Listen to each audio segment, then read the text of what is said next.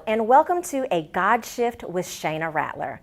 I am a minister and life coach who helps individuals partner with God to overcome disruption and confidently enter the next chapter of their life. A God shift is the moment a disruption in your life collides with God's purpose and moves you into a greater destiny. God uses this disruption to get your attention and invite you into the life that He has planned for you. It's important that you discover what it is that He needs you to see, what He needs you to learn, and where it is that He needs you next.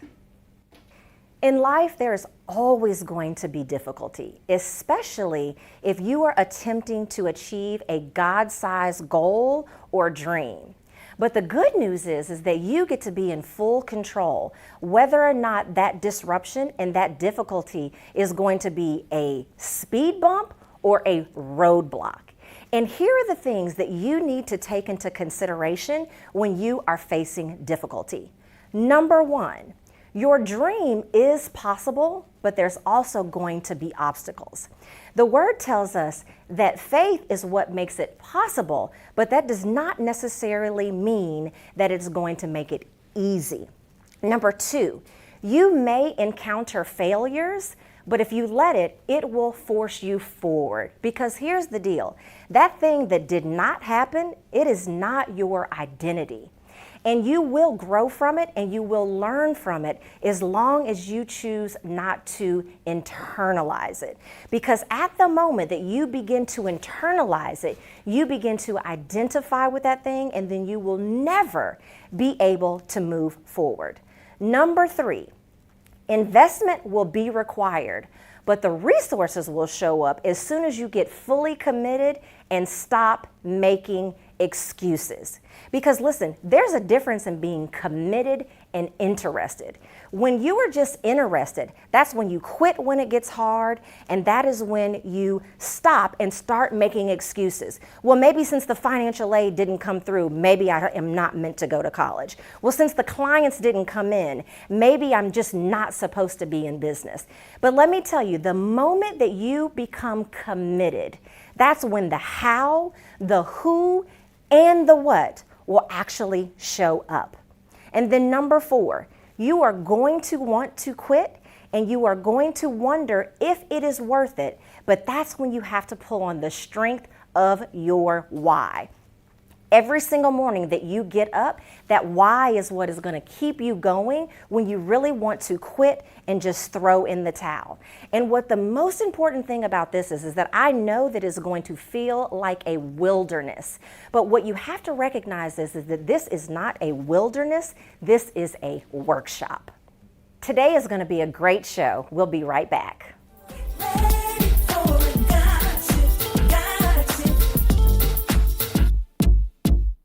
Get lost in the pages of our latest book and discover the destiny you were created for. Another dimension of possibility awaits you, but a God shift is required to reveal it and access it.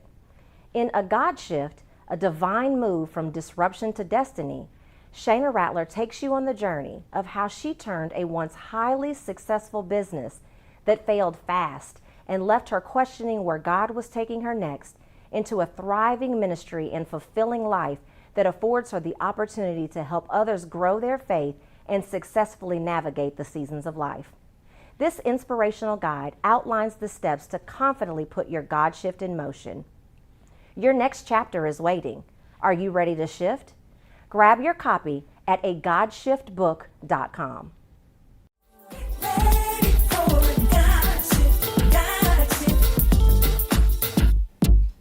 Welcome back. My guest today absolutely knows a thing or two about overcoming difficulty on the way to his destination and not allowing it to distract him. Welcome to the show, J.D. McCabe. Shayna, thank you very much for having me. I absolutely appreciate this opportunity. Awesome, J.D. So let's just get to it. So what form of disruption did God use in order to get your attention? Well, He used a multifaceted form of disruption. It began 17 years into a reasonably happy and stable marriage. My now ex-wife began with accusations around infidelity, drug addiction, and then later her mother would get involved. several years down the road, to the point where I was emotionally hollowed out. I ended up isolated on an island, an emotional island, and I was involuntarily committed to a psychiatric facility for 9 days. And then subsequently, I stayed in the marriage for 7 months, but we would ultimately separate, and God would ultimately reveal the truth to me in the form of what I titled the third gift from my now ex-wife. So I endured tremendous emotional abuse. I endured misplaced accusations around infidelity, drug addiction, and I would also later discover, once I was exiled from the home, and as we approached the legal system and our ultimately divorce and alimony trial, I would also discover she had been poisoning me with arsenic for a year and a half during our marriage. So Wow. his disruption came in waves, and the intensity increased dramatically the last year and a half of our official marriage. Wow. So let me get this straight, JD. For the record, you were not a cheater. You were not crazy. You did not have an STD. You didn't do any of these things that your wife accused you of, right? That is correct. And ultimately, the discovery, the third gift, would be that it was a massive example of projection, that everything she had accused me of doing, including the infidelity and the drug addiction, she actually was doing. So she was Wow. projecting all of her shortcomings onto me. Wow. Can you explain to our audience, like, what was going through your mind? Because obviously it sounds like you did not see this coming. So just give us a little bit of what were you feeling at this time? I absolutely did not see it coming. And I think that's the case sometimes with the good Lord's disruptions. You don't expect them. You're settled into a reasonably comfortable life. But the first thing I struggled with, Shayna, was for a short period of time, I lost my identity as a man, as a father, and as a husband. And I really began to question myself as an individual. And that's what led to, my emotional breakdown. It also led to me discovering that I had been set up for an involuntary commitment, but I wouldn't discover these things until later down the road. But the initial barrier for me was really questioning who I was as a man and who I was as a father. And I allowed that to happen. And JD, looking back, why do you feel that this had to happen in order to get you to where you are right now? Well, I absolutely, early on, I quickly, once she made a revelation to me through our attorneys, once we moved towards separation and mediation in the state of North Carolina. And the revelation that she made an accusation that I had given her an uncurable STD. That was God's way of telling me, your marriage is over. I was still holding on to our marriage at that point as we approached mediation, as silly as that may sound. But it was ultimately his wake-up call to say, hey, it's time for you to move on from this broken marriage. But it had to happen. That third gift had to happen. That revelation had to happen for me to begin to restore my identity, for me to begin to find some emotional peace and what I would refer to as emotional justice, to recognize that our marriage crumbled not because of me, but because of all of her issues and all of the things that she had done behind my back. Wow. There literally is nothing else to say other than wow. So we're going to take a quick break. And when we come back, we're going to hear even more of the challenges that JD was facing.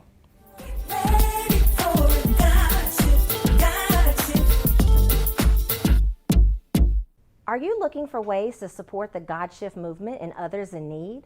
Grab one of our premium tees at agodshift.com/shop and we will donate 20% of the sales to the National Christian Foundation. These t-shirts are made of 100% premium soft cotton, come in white women's fit and black traditional fit, and are available in sizes extra small through 4X. It's time to embrace disruption, collide with God's purpose, and confidently shift into the next chapter of your life. Share your shift with the world by proudly wearing a God Shift t-shirt. Grab one for yourself and those you love at agodshift.com/shop.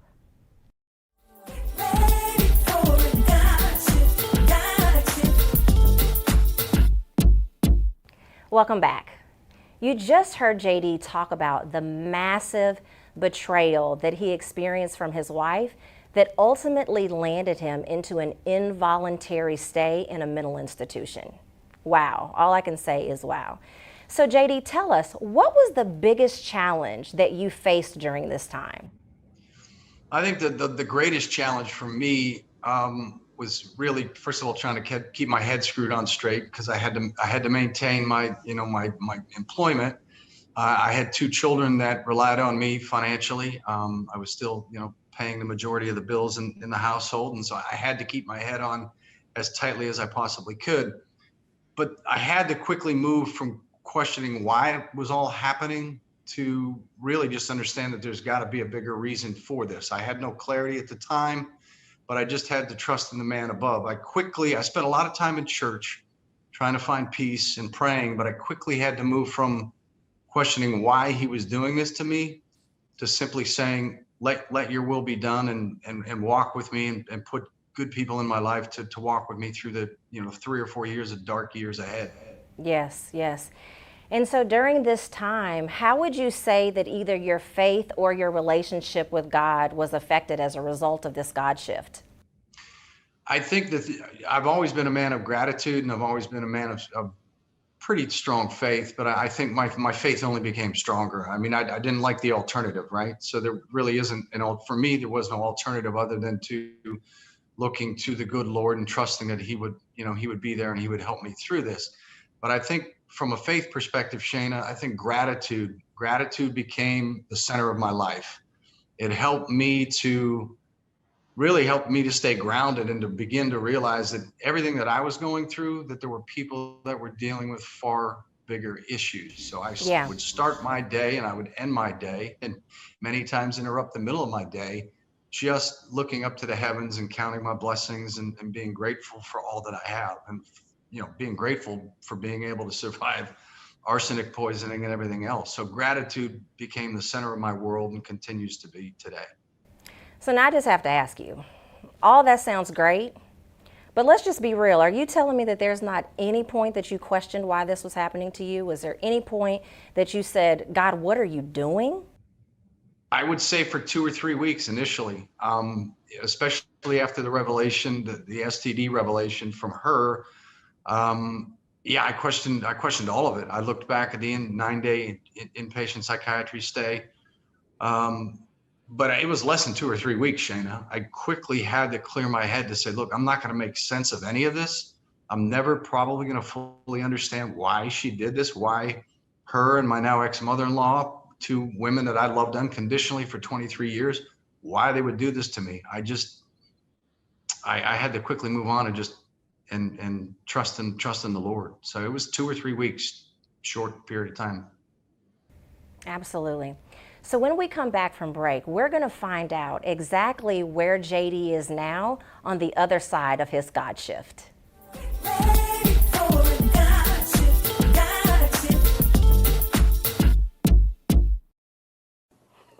Hey guys, I am so excited to share something really cool with you. There's an organization called Black Christian Influencers that has some amazing people. Some that you may know, some that you may not, but they all are doing some amazing work in the kingdom. So if you can, go on over to the page at Black Christian Influencers, or you can visit the website at www.blackchristianinfluencers.com.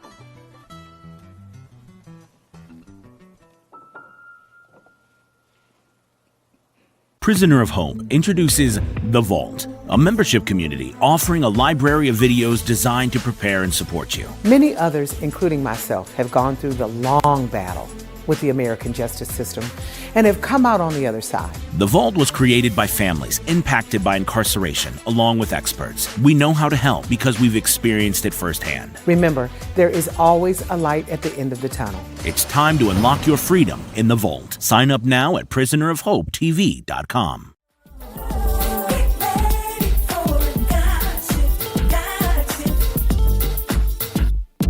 Welcome back. So JD, now that you are on the other side of this amazing God shift that absolutely had to happen, what did you learn and who would you say you are now?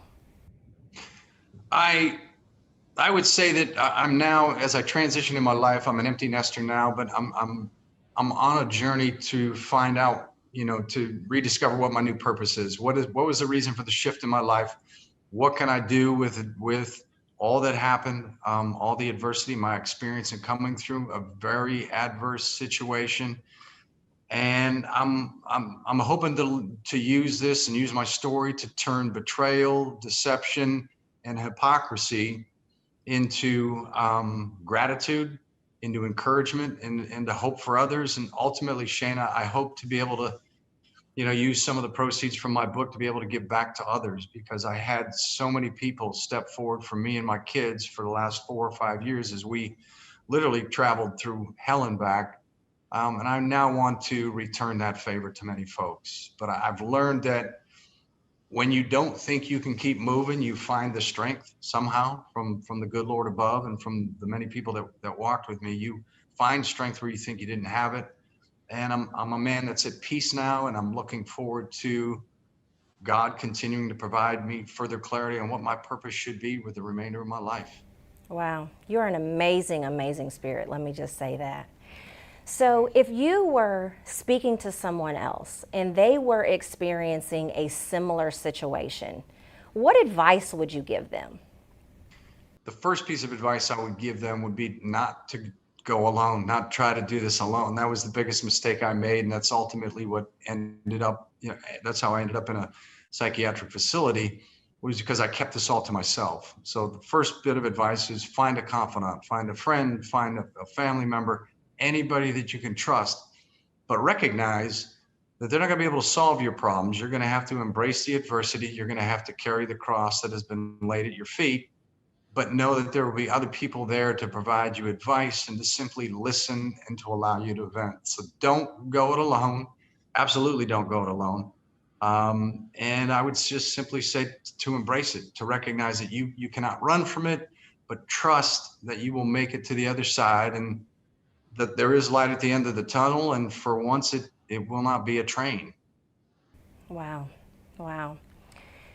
So JD, I hear, first of all, you're so amazing. Like, I cannot even stop saying how amazing you are. And on one hand, it would be so easy for me to say, like, I am so sorry that you had to go through this, but I'm actually not sorry that you had to go through this, because I can see what it is that God has for your life.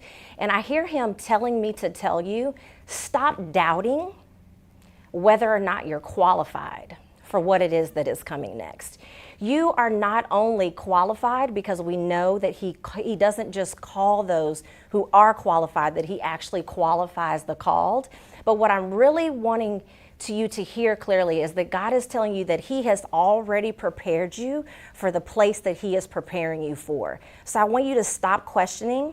I want you to stop doubting, and I want you to stop even asking yourself if you are really ready for this, because you are so ready, brother, and I am so excited to see what this book is going to do, and I am so excited to see what happens in the next chapter of your life. But just know that you are already ready, and I just want to thank you so much for being here today, and thank you for sharing your story with our listeners. Well, I thank you. It's been a pleasure, Shayna, not only this opportunity, but the previous opportunities that we've had to speak. And as I said to many folks, God has put a lot of wonderful people in my life, and I would certainly add you to that list. So I thank you. Thank you. God bless you, JD. Have a great day. You do the same. Thank you. We'll be right back.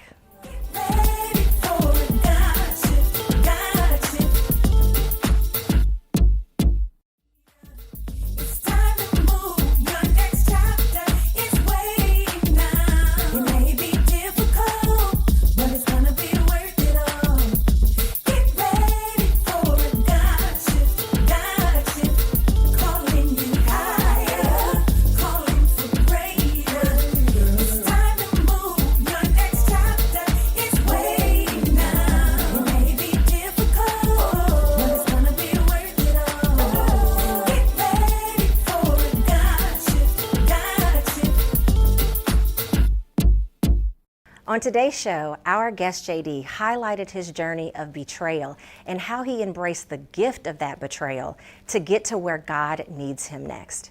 Challenges are inevitable, but how you respond to those challenges are going to determine whether or not you get to your destination or whether or not you stay in your disruption.